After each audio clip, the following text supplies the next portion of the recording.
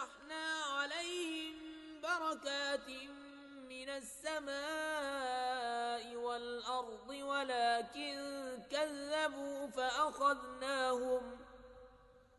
ولكن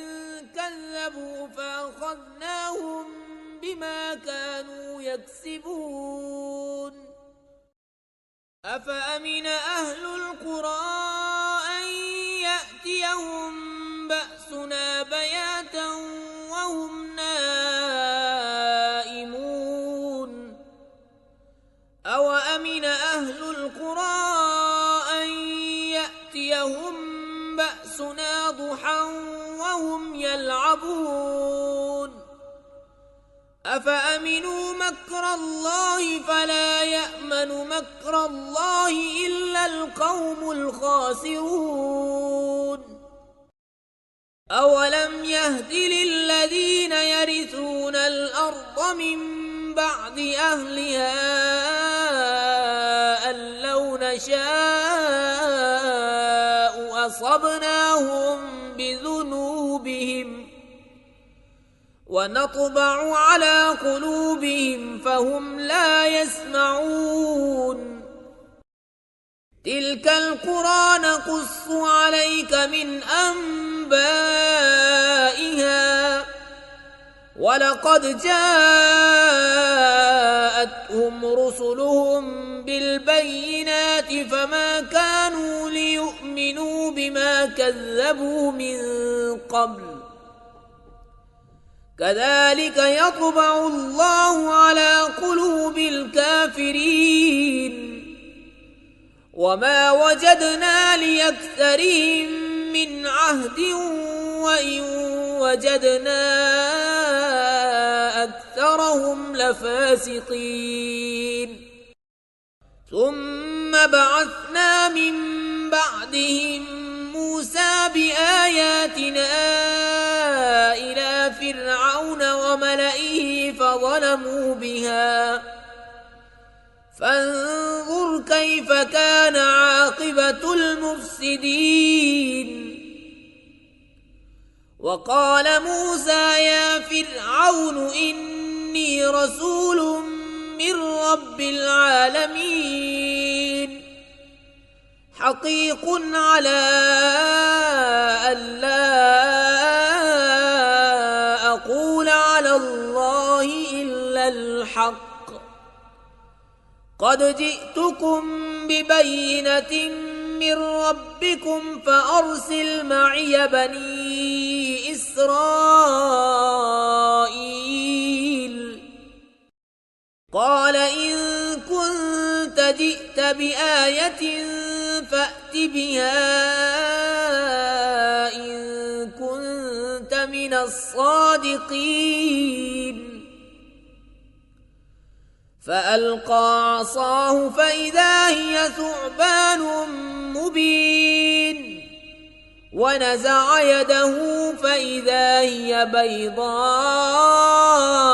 للناظرين. قال الملأ من قوم فرعون إن هذا لساحر عليم يريد أن يخرجكم من أرضكم فماذا تأمرون. قالوا أرجه وأخاه وأرسل في المدائن حاشرين يأتوك بكل ساحر عليم. وجاء السحرة فرعون قالوا إن لنا لأجرا إن كنا نحن الغالبين. قال نعم وإنكم لمن المقربين. قالوا يا موسى إما أن تلقي وإما أن نكون نحن الملقين. قال ألقوا فلما ألقوا سحروا أعين الناس واسترهبوهم وجاءوا بسحر عظيم. وأوحينا إلى موسى أن ألق عصاك فإذا هي تلقف ما يأفكون فوقع الحق وبطل ما كانوا يعملون فغلبوا هنالك وانقلبوا صاغرين وألقي السحرة ساجدين قالوا آمنا برب العالمين رب موسى وهارون. قال فرعون آمنتم به قبل أن آذن لكم إن هذا لمكر مكرتموه في المدينة لتخرجوا منها أهلها فسوف تعلمون. لأقطعن أيديكم وأرجلكم من خلاف ثم لأصلبنكم أجمعين. قالوا إنا إلى ربنا منقلبون. وما تنقم منا إلا أن آمنا بآيات ربنا لما جاءتنا ربنا أفرغ علينا صبرا وتوفنا مسلمين. وقال الملأ من قوم فرعون أتذر موسى وقومه ليفسدوا في الأرض ويذرك وآلهتك قال سنقتل أبناءهم ونستحيي نساءهم وإنا فوقهم قاهرون. قال موسى لقومه استعينوا بالله واصبروا إن الأرض لله يورثها من يشاء من عباده والعاقبة للمتقين. قالوا أوذينا من قبل أن تأتينا ومن بعد ما جئتنا قال عسى ربكم أن يهلك عدوكم ويستخلفكم في الأرض فينظر كيف تعملون. ولقد أخذنا آل فرعون بالسنين ونقص من الثمرات لعلهم يذكرون. فإذا جاءتهم الحسنة قالوا لنا هذه وإن تصبهم سيئة يطيروا بموسى ومن معه ألا إنما طائرهم عند الله ولكن أكثرهم لا يعلمون. وقالوا مهما تأتنا به من آية لتسحرنا بها فما نحن لك بمؤمنين. فأرسلنا عليهم الطوفان والجراد والقمل والضفادع والدم آيات مفصلات فاستكبروا وكانوا قوما مجرمين.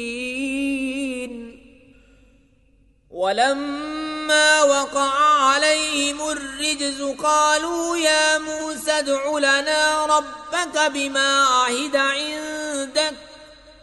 لئن كشفت عنا الرجز لنؤمنن لك ولنرسلن معك بني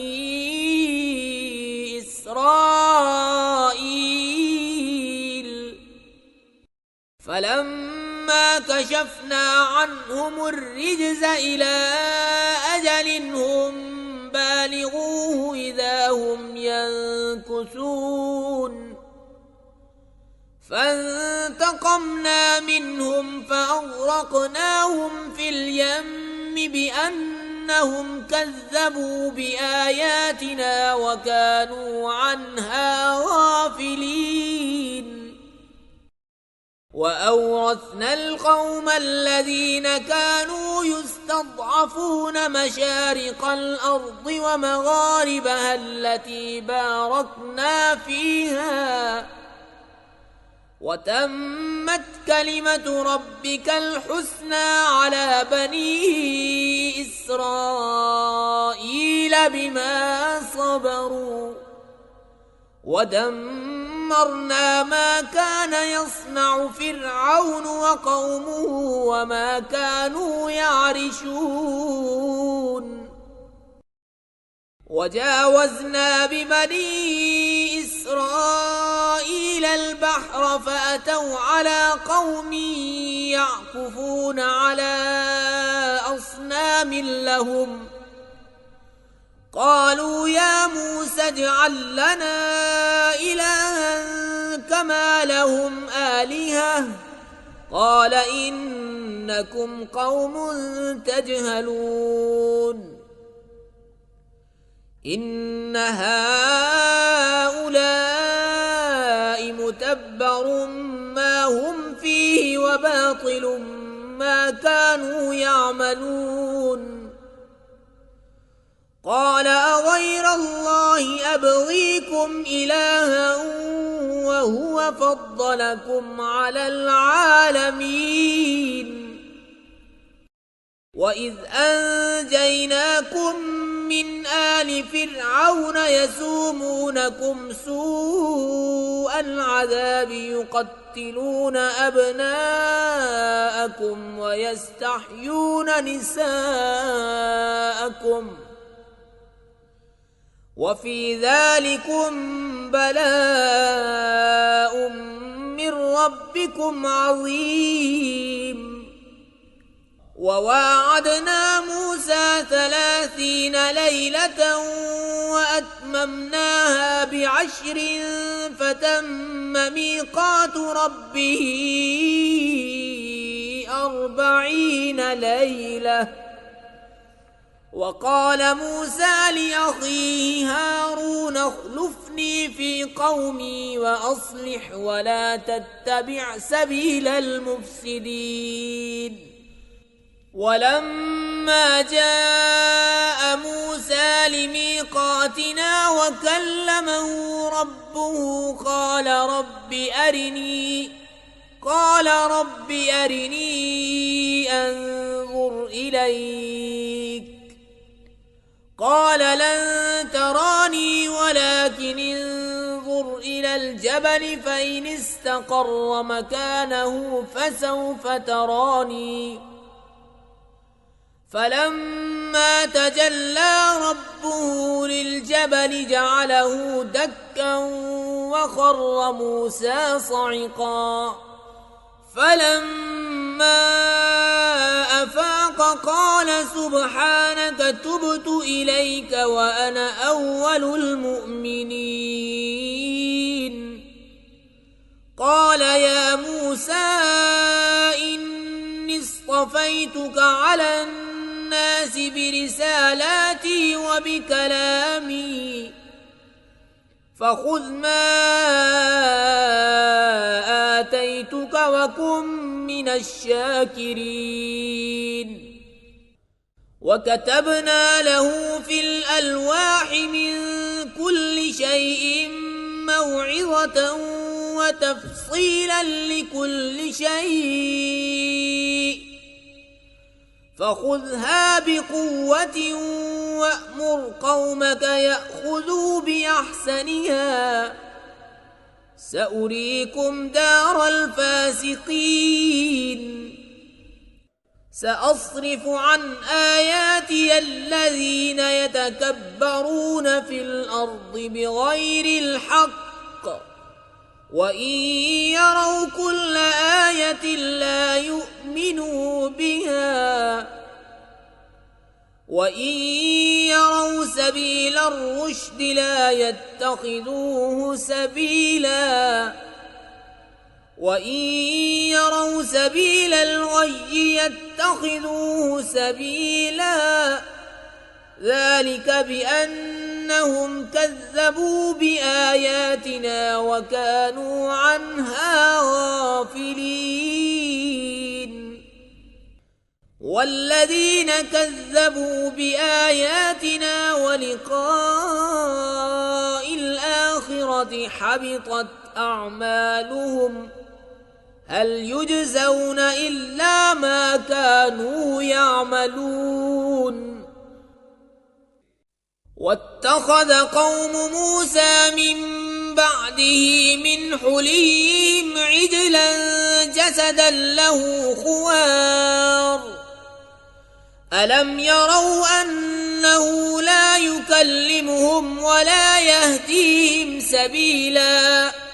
اتخذوه وكانوا ظالمين ولما سقط في أيديهم ورأوا أنهم قد ضلوا قالوا لئن لم يرحمنا ربنا ويغفر لنا لنكونن من الخاسرين ولما رجع موسى إلى قومه غضبان أسفا قال بئس ما خلفتموني من بعدي أعجلتم أمر ربكم وألقى الألواح وأخذ برأس أخيه يجره إليه قال ابن أم إن القوم استضعفوني وكادوا يقتلونني فلا تشمت بي الأعداء ولا تجعلني مع القوم الظالمين قال رب اغفر لي ولأخي وادخلنا في رحمتك وأنت أرحم الراحمين إن الذين اتخذوا العجل سينالهم غضب من ربهم وذلة في الحياة الدنيا وكذلك نجزي المفترين والذين عملوا السيئات ثم تابوا من بعدها وآمنوا إن ربك من بعدها لغفور رحيم ولما سكت عن موسى الغضب أخذ الألواح وفي نسختها هدى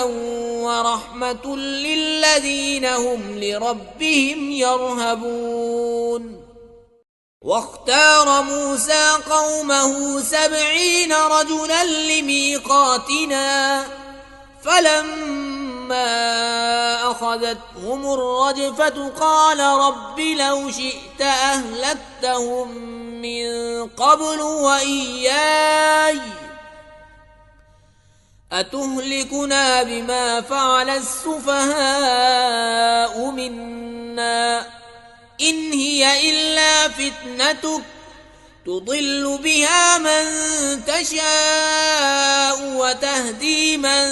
تشاء أنت ولينا فاغفر لنا وارحمنا وأنت خير الغافرين واكتب لنا في هذه الدنيا حسنة وفي الآخرة إنا إنا هدنا إليك قال عذابي أصيب به من أشاء ورحمتي وسعت كل شيء فسأكتبها للذين يتقون ويؤتون الزكاة والذين هم بآياتنا يؤمنون الذين يتبعون الرسول النبي الأمي الذي يجدونه مكتوبا عندهم في التوراة والإنجيل يأمرهم بالمعروف وينهاهم عن المنكر ويحل لهم الطيبات ويحرم عليهم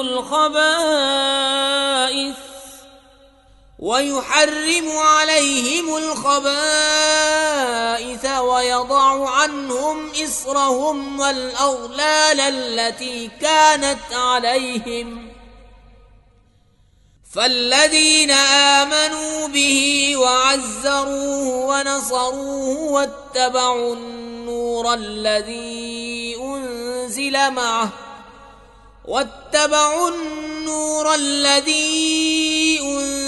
أنزل معه أولئك هم المفلحون قل يا أيها الناس إني رسول الله إليكم جميعا الذي له ملك السماوات والأرض لا إله إلا هو يحيي ويميت فآمنوا بالله ورسوله النبي الأمي الذي يؤمن بالله وكلماته واتبعوه لعلكم تهتدون ومن قوم موسى أمة يهدون بالحق وبه يعدلون وقطعناهم 12 أسباطا أمما وأوحينا إلى موسى إذ استسقاه قومه أن اضرب بعصاك الحجر فانبجست منه 12 عينا قد علم كل أناس مشربهم وظللنا عليهم الغمام وأنزلنا عليهم المن والسلوى كلوا من طيبات ما رزقناكم وما ظلمونا ولكن كانوا أنفسهم يظلمون وإذ قيل لهم اسكنوا هذه القرية وكلوا منها حيث شئتم وقولوا حطة وادخلوا الباب سجدا نغفر لكم خطيئاتكم سنزيد المحسنين فبدل الذين ظلموا منهم قولا غير الذي قيل لهم فأرسلنا عليهم رجزا من السماء بما كانوا يظلمون واسألهم عن القرية التي كانت حاضرة البحر إذ يعدون في السبت إذ تأتيهم حيتانهم يوم سبتهم شرعا ويوم لا يسبتون لا تأتيهم كذلك نبلوهم بما كانوا يفسقون وإذ قالت أمة منهم لم تعظون قوما الله مهلكهم أو معذبهم عذابا شديدا قالوا معذرة إلى ربكم ولعلهم يتقون فلما نسوا ما ذكروا به أنجينا الذين ينهون عن السوء وأخذنا الذين ظلموا بعذاب بئيس بما كانوا يفسقون فلما عتوا عما نهوا عنه قلنا لهم كونوا قردة خاسئين وإذ تأذن ربك ليبعثن عليهم إلى يوم القيامة من يسومهم سوء العذاب إن ربك لسريع العقاب وإنه لغفور رحيم وقطعناهم في الأرض أمما منهم الصالحون ومنهم دون ذلك وبلوناهم بالحسنات والسيئات لعلهم يرجعون فخلف من بعدهم خلف ورثوا الكتاب يأخذون عرض هذا الأدنى ويقولون سيغفر لنا وإن يأتهم عرض مثله يأخذوه ألم يؤخذ عليهم ميثاق الكتاب ألا يقولوا على الله إلا الحق ودرسوا ما فيه والدار الآخرة خير للذين يتقون أفلا تعقلون والذين يمسكون بالكتاب وأقاموا الصلاة إنا لا نضيع أجر المصلحين وإذ نتقنا الجبل فوقهم كأنه ظلة وظنوا أنه واقع بهم خذوا ما آتيناكم بقوة واذكروا ما فيه لعلكم تتقون وإذ أخذ ربك من بني آدم من ظهورهم ذريتهم وأشهدهم على أنفسهم ألست بربكم قالوا بلى شهدنا أن تقولوا يوم القيامة إنا كنا عن هذا غافلين أو تقولوا إنما أشرك آباؤنا من قبل وكنا ذرية من بعدهم أفتهلكنا بما فعل المبطلون وكذلك نفصل الآيات ولعلهم يرجعون واتل عليهم نبأ الذي آتيناه آياتنا فانسلخ منها فأتبعه الشيطان فكان من الغاوين ولو شئنا لرفعناه بها ولكنه أخلد إلى الأرض واتبع هواه فمثله كمثل الكلب إن تحمل عليه يلهث أو تتركه يلهث ذلك مثل القوم الذين كذبوا بآياتنا فاقصص القصص لعلهم يتفكرون ساء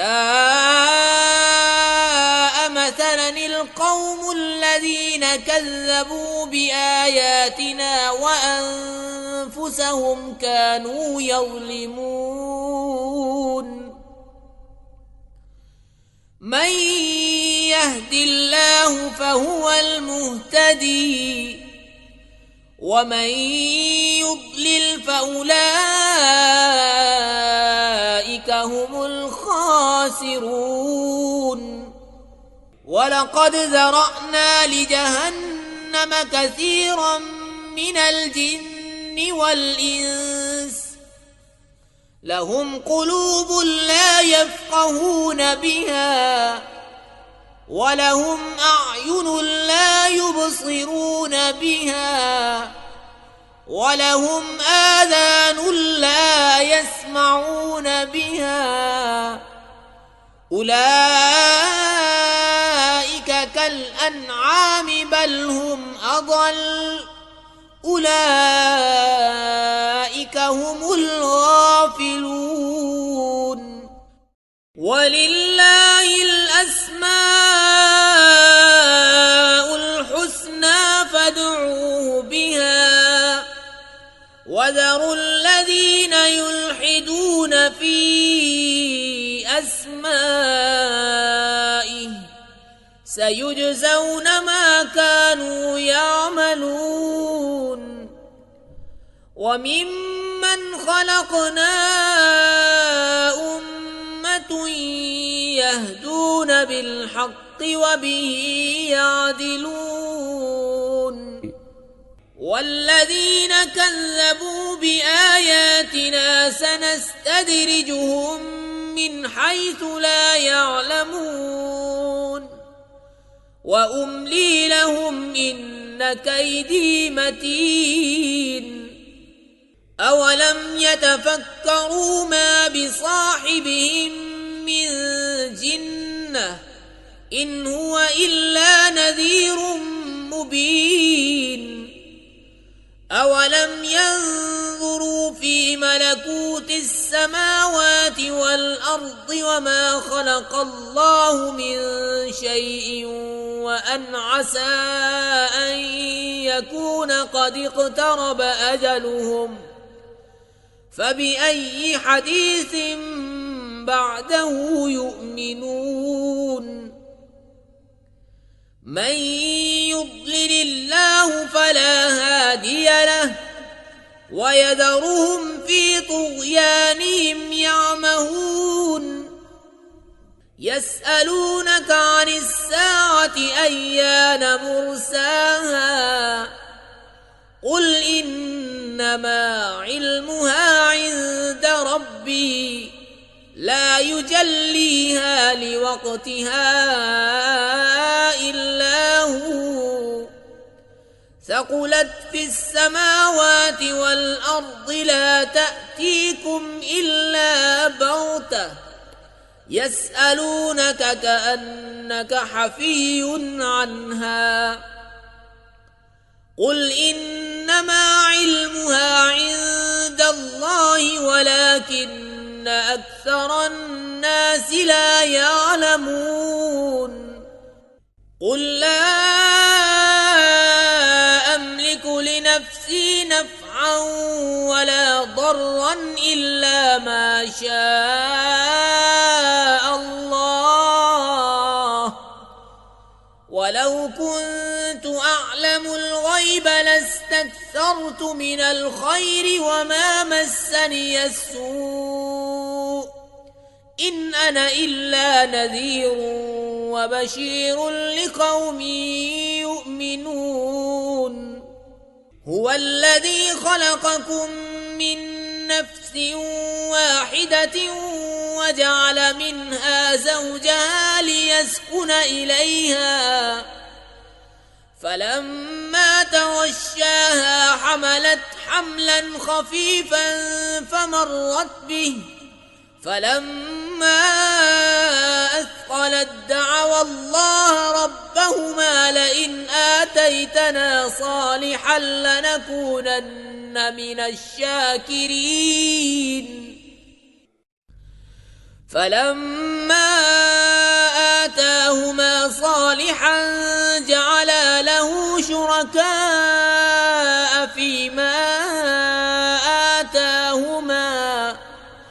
فتعالى الله عما يشركون أيشركون ما لا يخلق شيئا وهم يخلقون ولا يستطيعون لهم نصرا ولا أنفسهم ينصرون وإن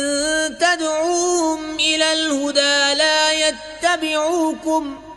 سواء عليكم أدعوتموهم أم أنتم صامتون إن الذين تدعون من دون الله عباد أمثالكم فادعوهم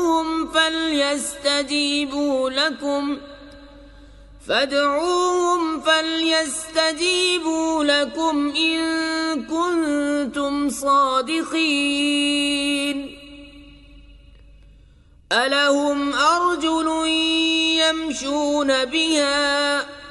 أم لهم أيدي يبطشون بها أم لهم أعين يبصرون بها أم لهم آذان يسمعون بها قل ادعوا شركاءكم ثم كيدون فلا تنظرون إن وليي الله الذي نزل الكتاب وهو يتولى الصالحين والذين تدعون من دونه لا يستطيعون نصركم ولا أنفسهم ينصرون وإن تدعوهم إلى الهدى لا يسمعوا وتراهم ينظرون إليك وهم لا يبصرون خذ العفو وأمر بالعرف وأعرض عن الجاهلين وإما ينزغنك من الشيطان نزغ فاستعذ بالله إنه سميع عليم إن الذين اتقوا إذا مسهم طائف من الشيطان تذكروا فإذا هم مبصرون وإخوانهم يمدونهم في الغي ثم لا يقصرون وإذا لم تأتهم بآية قالوا لولا اجتبيتها قل إنما أتبع ما يوحى إلي من ربي هذا بصائر من ربكم وهدى ورحمة لقوم يؤمنون وإذا قرئ القرآن فاستمعوا له وأنصتوا لعلكم ترحمون واذكر ربك في نفسك تضرعا وخيفة ودون الجهر من القول بالغدو والآصال ولا تكن من الغافلين إن الذين عند ربك لا يستكبرون عن عبادته ويسبحونه وله